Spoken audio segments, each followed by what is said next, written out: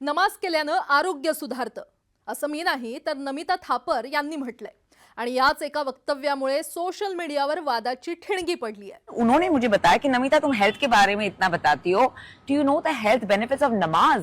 And it's truly incredible. Number one, it's a full body exercise. Post viral झाली, trawling सुरू झालं आणि हा वाद इतका वाढला की थेट त्यांच्या कुटुंबालाही लक्ष केलं गेलं। नेमकं नमिता थापर यांनी काय म्हटलं आणि हा वाद एवढा का पेटला, जाणून घेऊयात संपूर्ण प्रकरण।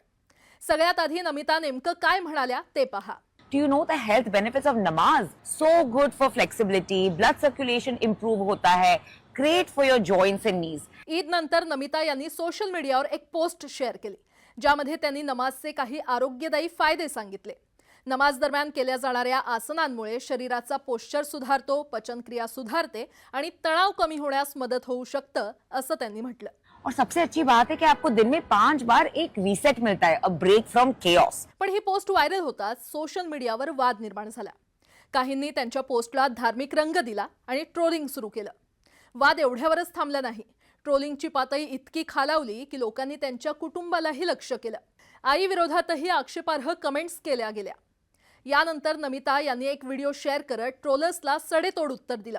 त्या म्हणाल्या, 3 आठवड्यांपासून माझ्यावर वाईट कमेंट्स केल्या जात आहेत, माझ्या आईलाही टार्गेट केलं जात आहे। मी फक्त नमाजचे आरोग्यदायी फायदे सांगितले। मी हेल्थ केअर प्रोफेशनल आहे। मी हिंदू धर्मावरही अनेक व्हिडिओ केलेत, सूर्य नमस्कारावर बोलले तेव्हा कुणी काहीच बोललं नाही। For making a reel on the health benefits of namaz, I'm a healthcare professional. मैंने इतने सारे हिंदू रिलीजन्स पे रील्स बनाई है, उनके हेल्थ बेनिफिट्स पे।